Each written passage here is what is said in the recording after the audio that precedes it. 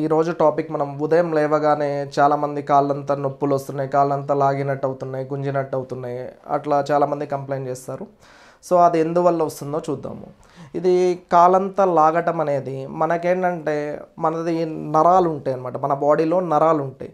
ఆ నరాలు అనేది ఏంటంటే మన బాడీకి స్ట్రెంగ్త్ కావాలన్నా లేదంటే స్పర్శ తెలియాలన్నా ఇది సిగ్నల్ అంతా ఏంటంటే మన బాడీలో స్పైన్ నుంచి వస్తుంది. స్పైన్ అనేది ఏంటంటే మన బాడీలో చాలా ఇంపార్టెంట్ స్ట్రక్చర్. ఎందుకంటే మనకి బలం కావాలన్నా స్పర్శ కావాలన్నా చివరికి మనం యూరిన్ వెళ్ళాలన్నా మోషన్ వెళ్ళాలన్నా సిగ్నల్ అంతా ఈ స్పైన్ నుంచి వస్తుంది అనమాట. స్పైనల్ కార్డ్ అనే పెద్ద నరము. ఈ స్పైనల్ కార్డ్ అనేది బ్రెయిన్ ఒకే కంటిన్యూషన్. ఈ నరం ఏంటంటే ఒక్కొక్క నరము ఒక్కొక్క చోట డిస్ట్రిబ్యూట్ అవుతుంది.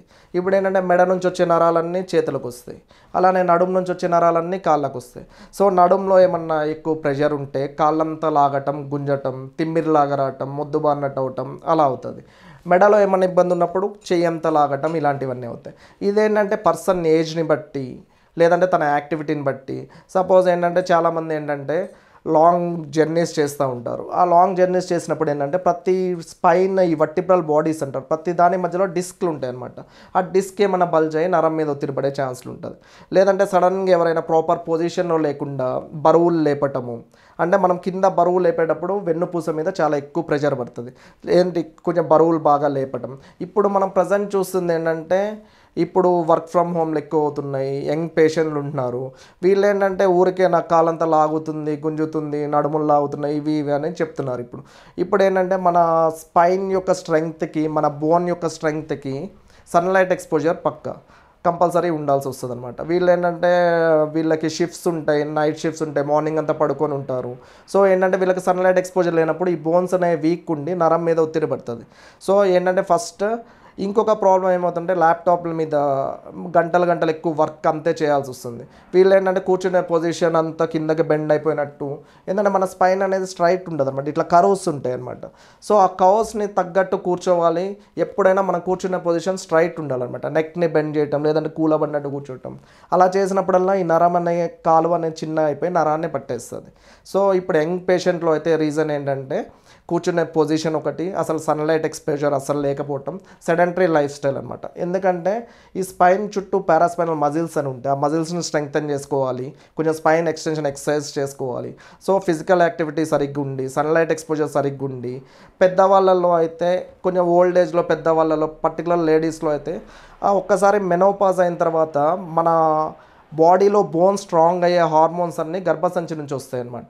సో మెనోపాజ్ అయిపోయిన గర్భసంచి ఆపరేషన్లు అయిన వాళ్ళల్లో బోన్స్ చాలా వీక్ ఉండి ఆ బోన్స్ అనేవి నరం మీద ఒత్తిడి పడతాయి. సో కాళ్ళంతా లాగుడు, తిమ్మిర్లు, మొద్దుబారినట్టు అవుతాయి. సో ఇదన్నీ ఏజ్ని బట్టి డిపెండ్ అయి ఉంటుంది. సో కొంచెం ఇది కరెక్టబుల్ అనమాట. పెద్దవాళ్ళలో అయితే బోన్స్ని స్ట్రాంగ్ చేసుకోవాలి, కొంచెం కాల్షియం అనేది, విటమిన్ D3 అనేది ప్రాపర్గా ఉండాలి. పిల్లల్లో ఇట్లా యంగ్ వీళ్ళు ఎంప్లాయీస్లో వీళ్ళందరిలో ఏంటంటే స్టూడెంట్స్లో కూడా కూర్చునే పొజిషన్ ఎప్పుడైనా స్ట్రైట్ ఉండేట్టు చూడాలి. ఎక్కువసేపు సెడెంటరీగా ఉండద్దు. ఏమన్నా బరువులు లేపేటప్పుడు ప్రాపర్గా కొంచెం మోకాళ్ళ నుంచి లేపేటట్టు చూడాలి.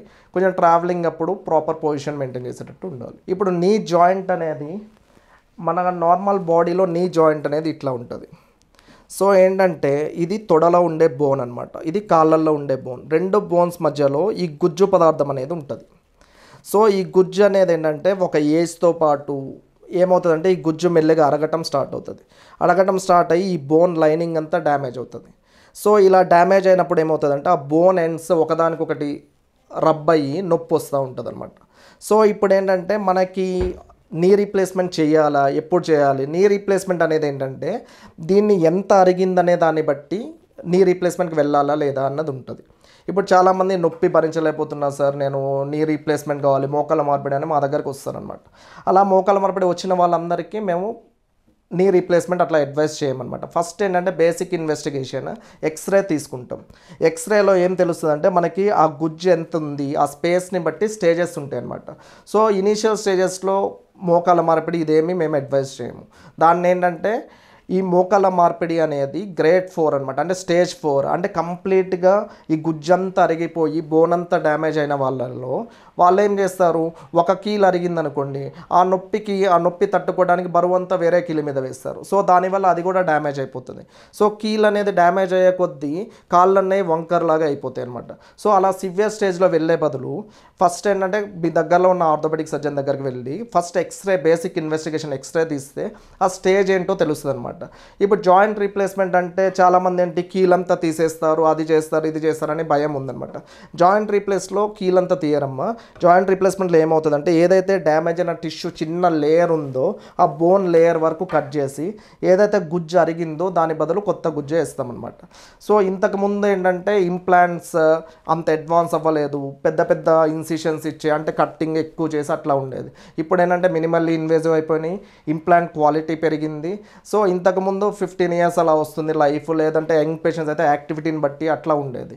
ఇప్పుడైతే ఏంటంటే వచ్చే ఇంప్లాంట్స్ 30 years 40 years వస్తున్నాయి, లైఫ్ లాంగ్ వస్తున్నాయి. సో జాయింట్ రీప్లేస్మెంట్ అనేది ఇప్పుడు రొటీన్గా అయ్యే సర్జరీస్ చాలా సేఫ్, రీహాబిలిటేషన్ కూడా చాలా బాగుంటుంది. మీరు నొప్పితో భరించాల్సిన అవసరం ఏం లేదు. కాకపోతే జాయింట్ రీప్లేస్మెంట్ ఎప్పుడు చేయాలన్నది ఇంపార్టెంట్ అనమాట. జాయింట్ రీప్లేస్మెంట్ అనేది సేఫ్ విషయం, చేసుకోవచ్చు అందరూ.